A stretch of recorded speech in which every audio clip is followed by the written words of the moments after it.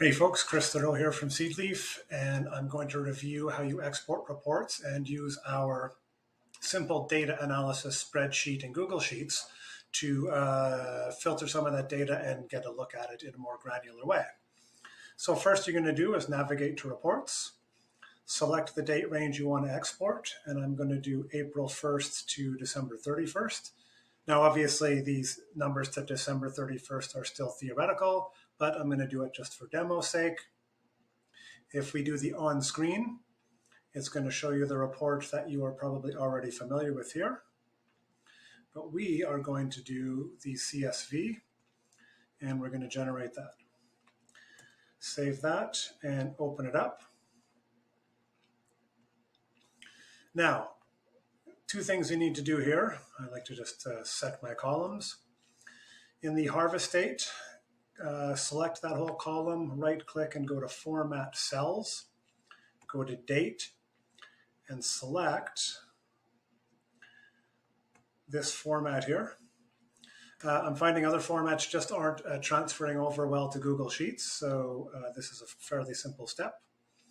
And then what you're going to do is select all the orders without the headers, and if you just do Shift, Control, and then down arrow, it'll take you to the end of the data. Control C to copy that data, and then we're going to head over to our spreadsheet. So this spreadsheet I will share with you. You're going to go to Raw Data Sales, click the first cell here, which is A3, right click, paste values only, and those will paste into there. It might take a second. Sometimes the calculations can take a while. I notice Google Sheets been a little funny with this spreadsheet, but hopefully I've been able to sort those out. You can see it's doing calculations there.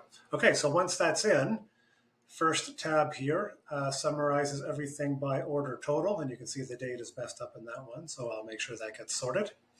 So this just breaks it all down by orders.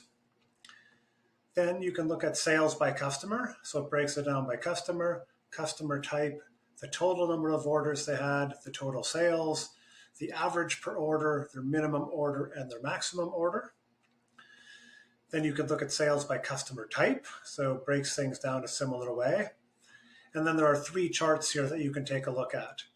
So one is individual customer sales as a percent of total sales. So here you can see, obviously, that farmer's market is very important. And then sales by customer type as a percent of total sales. And then just looking at order values by month. So you can see a breakdown there.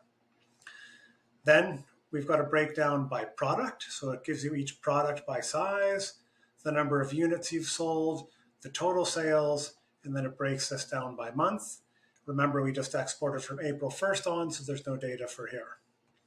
And then we have a chart there breaking down each of those products by the percentage of your total sales. So we hope you find that useful. We will add some more analysis features in the spreadsheet in the future, so watch for that. And you can add anything you want. Simply add a new worksheet to the spreadsheet and do any analysis you want.